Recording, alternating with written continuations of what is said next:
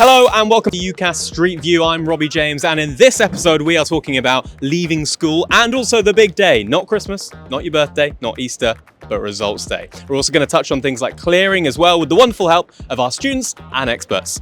Let's do it.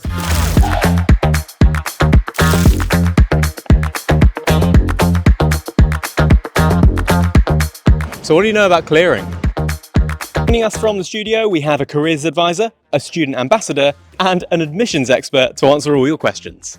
What's happening in your household, Jamie, on exam results morning? Mum will hug me before I go, good luck, see how it goes. She always just says to me, it's just the number of doors you have open, whatever happens. Probably be pretty nervous, but yeah, I'm looking forward to it because obviously I've been working hard at it. Probably up early, get like a good breakfast and stuff, and just relax and don't stress about it too much. And then the outcomes just take care of themselves? Yeah, it is what it is. Sarah, for you, are you going to be as chilled out as Maddie will be? I'll be in bed. I'll just go back to sleep if it's not good, isn't it? Are you going to be nervous, or on the morning you kind of know what's happening? I have what I expect to get, and I'm pretty hopeful, so I don't think I'll be nervous now. Are you in the same situation? Do you think you'll be nervous? No, I'll be nervous. I'll be nervous. How much do you know about your next steps after results day currently? So I'm hoping I get into uni.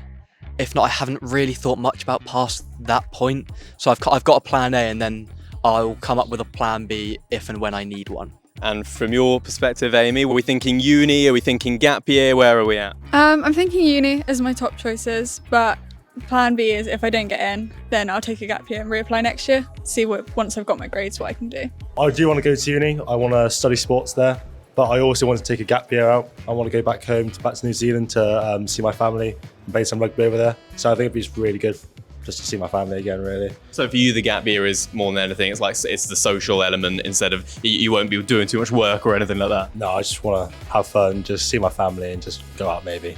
And what's exciting us and what's making us nervous about the next steps, Sam? Well, uni would be wicked. Everybody says that it's going to be wicked, but the only nervous part is that if you don't get in, then you got to find another thing to do, find another plan. I think the whole environment change is going to be pretty scary because I've never been one to live in a larger place than a small town, so that might be different, but I'm just trying to embrace it, have as much fun as I can. What advice would you give, Sam, to someone on results day of trying to calm the nerves? There's always clearing. Okay, so clearing, Jamie, how much do you know about it? General gist of it, if you don't get results you want for university, then you go through clearing to try and find the next step for you, basically. And from your perspective, Grace, is it quite nice to know that safety net is there? Yeah, it's nice to know that there's something to fall back on if all does go wrong. Hopefully it doesn't, but it means that I have backup options as well as, apprenticeships and stuff like that. I've got backup options such as universities. I mean, it wouldn't be my first choice, but then again, you never know what's going to happen, do you? So, yeah. Kieran, how much do you know about clearing? Absolutely nothing at all. Well, thankfully for you, Kieran, we have a load of experts who do. So, Rena, is that right? Is clearing only like a last case scenario? I think there are a lot of misconceptions and kind of really old ideas about clearing that some students might have got.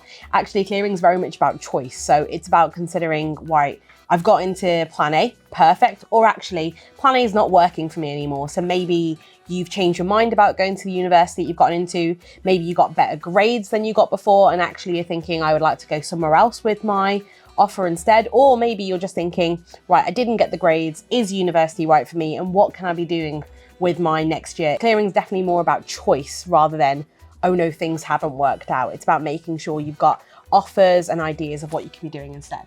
Okay, awesome. So it's not just a grade thing, it can just be a mind change.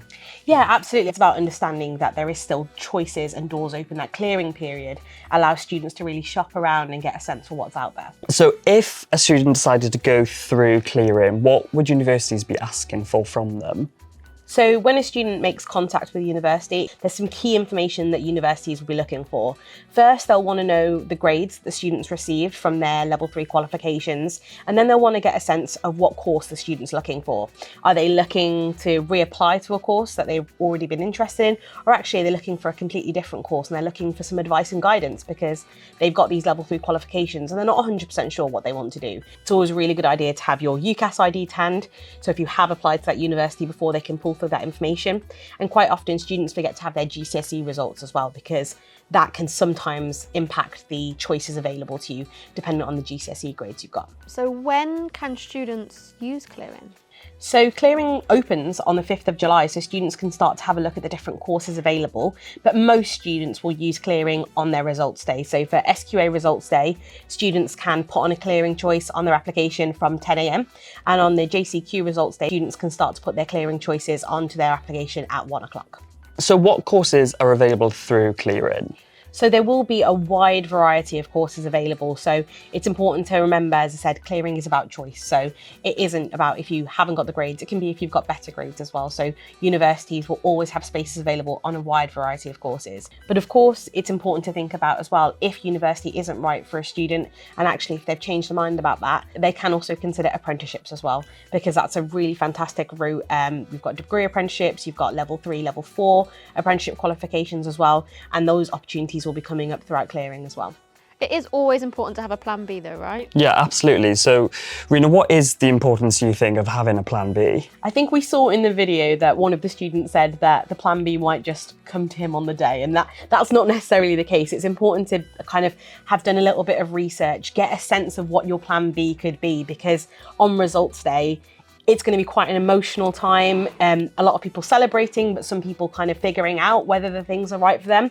So a plan B should be a consideration of, is it university, is it an apprenticeship, is it that gap year, and actually having a sense of how would you go about that if you are going to take your plan B route.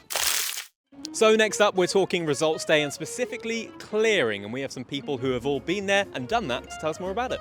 Let's go back to results day first. What was the situation on results day? I found out that I didn't get into university. I saw my advisor at school and then just quickly started ringing unis trying to get a place. I ended up with 4 offers and I had 24 hours to decide, and yeah, eventually I picked the one for me. And it's worked out all right? Yeah, it's worked out brilliantly. Harshini, same thing for you. How did it all go? How did it plan out? It was really different for me because I wanted to switch courses halfway through. So even before results day, I knew I wanted to switch my course. So after I got my results, I declined both my firm and insurance and then went through clearing. So again, for you, a little different to kind of the stereotypical clearing path, in the sense that you actually decided that you wanted to do different courses. It wasn't actually based on grades at all. Yeah, no, it wasn't. I got in, but I just wanted a different course, yeah. I think I gave it a few days before I actually called. I wouldn't recommend doing that. That was very risky.